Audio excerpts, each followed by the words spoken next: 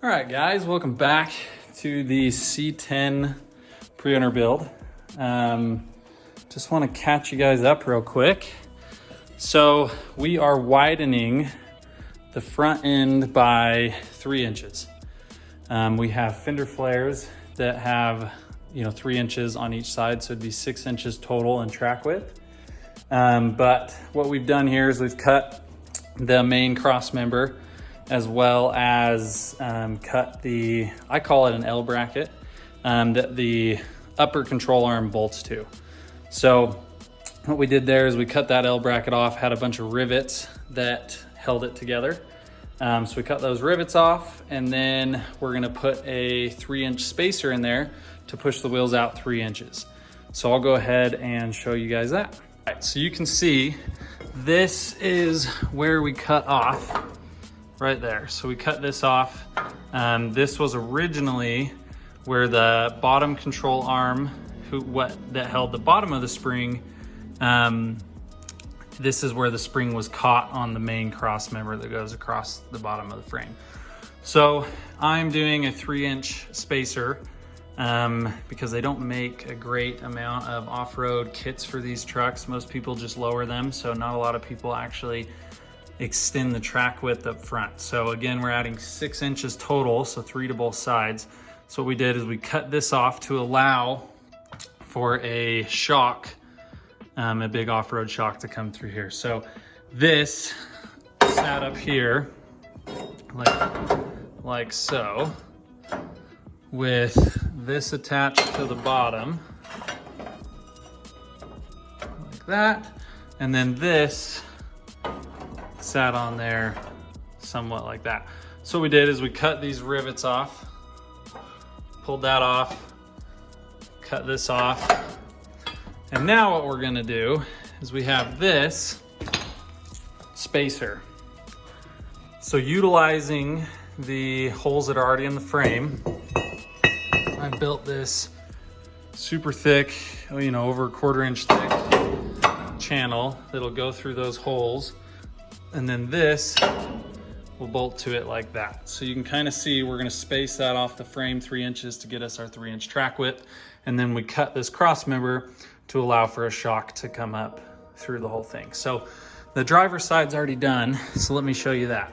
Okay, kind of hard to see here, but there's that 3-inch spacer, utilizing all the holes, the new tubular control arms, and that is how that is spaced out. So you can see that allows for our fender flare, which sticks out 3 inches, gives us a nice even look across the front.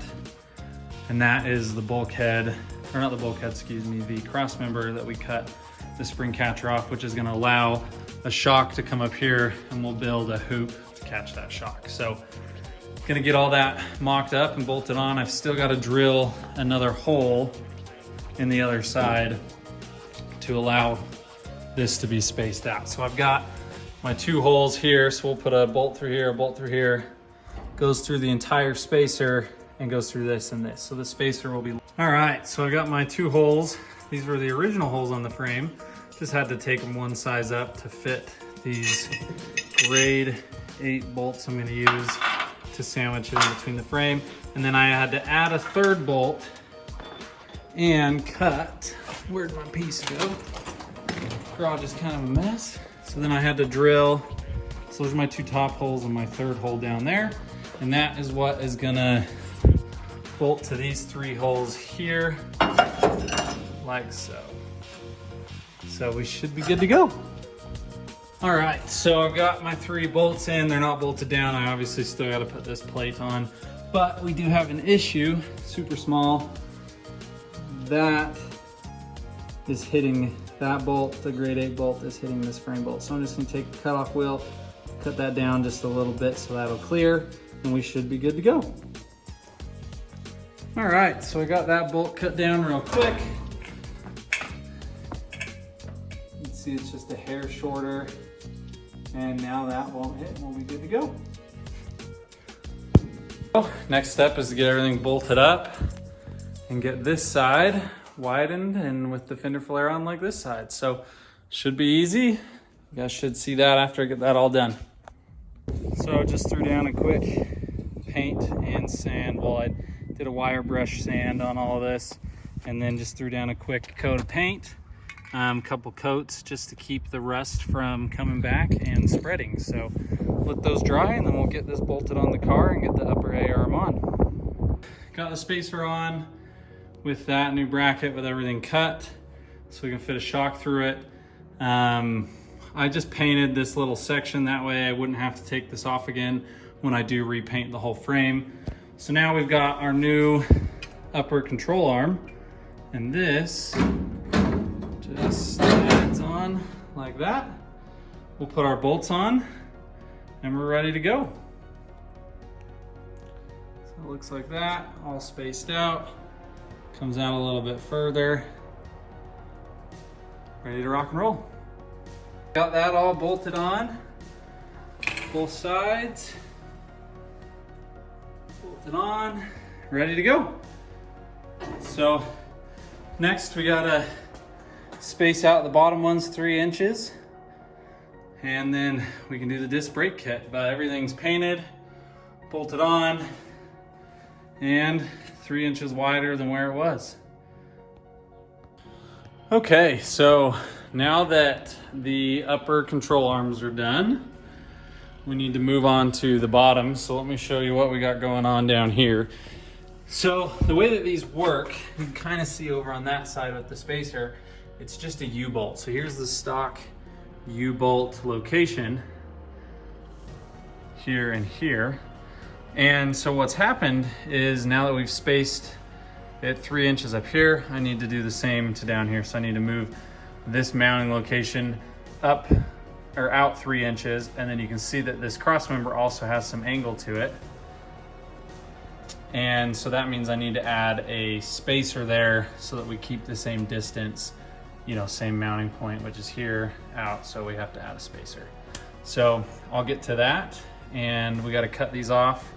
They're just riveted on like everything on this truck. And we'll get those cut off and new holes drilled and ready to go.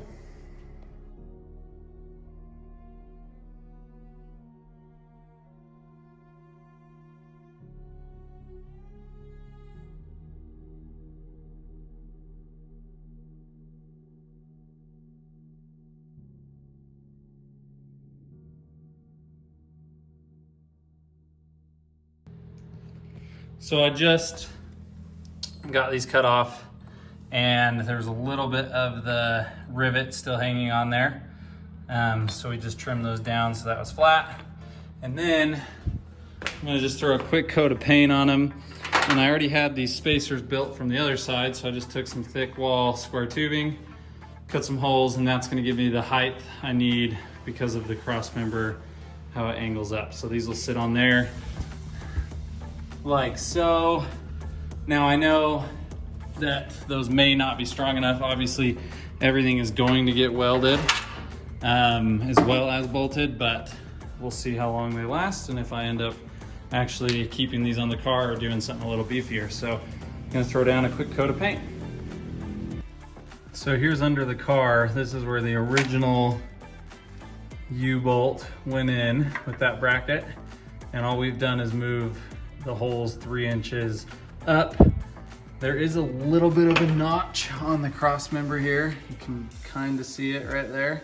That sticks out, so we have to move the holes just out just a hair so we can get those on and working. Same thing on this side. We'll move up and mark these 3 inches, drill the holes, move everything up, put the spacer in. We have longer U-bolts or U-bolts that go through. Same beefiness and ready to go. So we'll get that done and I'll show you how that all works.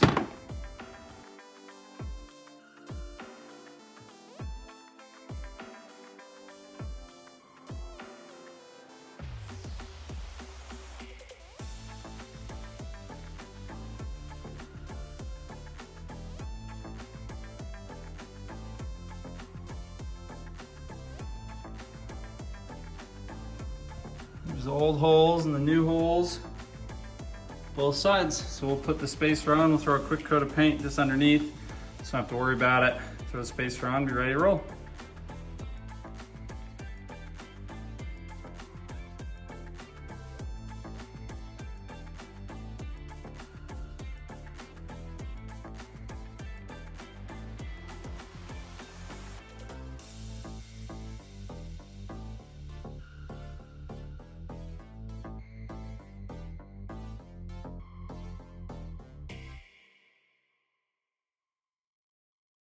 Got all that bolted down tight and ready to go. There's that lower control arm, spaced out upper control arm, and ready to go to add the spindle, which we got right here. That'll be a different video, so go ahead and watch the next video where we do the Jegs full disc brake kit with a standard spindle. So go ahead and watch that and we'll be ready to go. But thanks for watching, guys.